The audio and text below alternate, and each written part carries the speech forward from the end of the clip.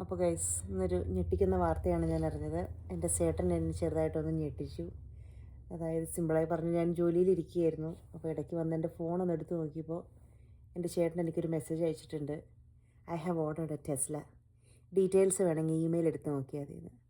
ഞങ്ങളിങ്ങനെയാണ് guys, ഞങ്ങൾ ഇങ്ങനെ ചെറിയൊരു ജെട്ടി വാങ്ങുന്ന ലാഘവത്തോടെയാണ് നമ്മൾ ടെസ്ലയൊക്കെ വാങ്ങുന്നത്.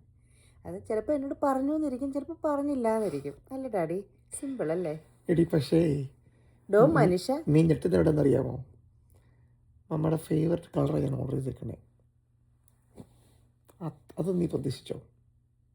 ഒരു ജെട്ടി വാങ്ങിയ പോലെ എന്ത് കളർ വേണം മോളെ എന്ന് നീ ചോദിക്കില്ലടാ നീ? ഇല്ല. മഞ്ഞക്കകത്ത് നിനക്ക് കറുത്ത പുള്ളി വേണോ വെള്ളക്കൊത്ത് വേണോ എന്ന് നീ ചോദിക്കില്ലേ? ഇല്ല. കാറ് പോയി ഡാഡി എന്തുവാടേ? ഞാൻ ടെക്സ്റ്റ് എടുത്ത് നോക്കിയത് ഞാൻ ഞെട്ടി. എൻ്റെ ജീവിതത്തിൽ നീ എന്നെ ഇനി ഇങ്ങനെ ഞെട്ടിക്കരുത് ഡാഡി. ഞെട്ടി ഞാൻ മടുത്തു. ഞെട്ടി തെരിച്ചിരിക്കുകയാണ് ഇപ്പോൾ ഇവിടെ. സിമ്പിൾ കാര്യങ്ങളല്ലേ? But very powerful man, very powerful. രസല പോലും. ഇനി ഒരൊറ്റ പോക്ക ശരീരം വിട്ട പോലെ. അങ്ങനെയാണെങ്കിൽ മസ്കിനോട് ചോദിക്കായിരുന്നു, മറ്റേ ബഹിരാകാശത്തേക്ക് തന്നെ കയറ്റി വിടാൻ പറ്റുന്ന വല്ല സാധനങ്ങളും ഉണ്ടോയെന്ന്. അതാവുമ്പോൾ അതിലൊരു ഒറ്റ വാണം വിട്ട പോലെ അങ്ങ് പോകും ഡാഡി. അടുത്തൊരു റോക്കറ്റൊക്കെ ഓർഡർ ചെയ്താലോ?